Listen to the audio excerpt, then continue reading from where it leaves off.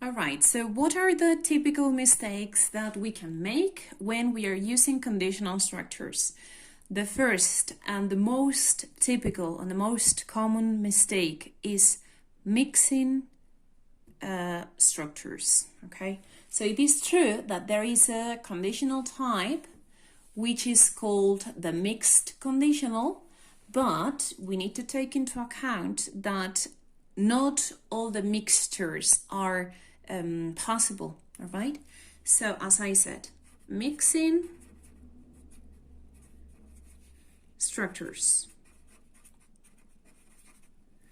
In order to avoid this problem, we need to learn the structures really, really, really well.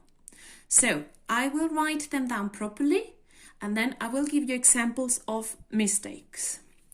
So what was the zero type?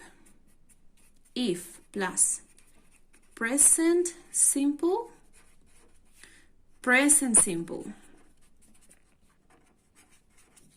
Type 1, if plus present simple, will plus infinitive or future. Second type, if plus past simple, would plus infinitive. And finally, third type, if plus past perfect, would plus have plus infinitive. So, what are the mistakes I'm talking about? Well, in the zero type is very difficult to make a mistake because in both sections of the conditional you have the same present simple and present simple.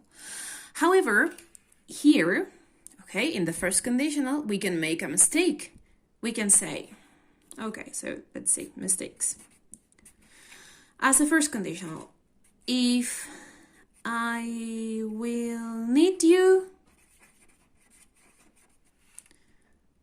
I call you.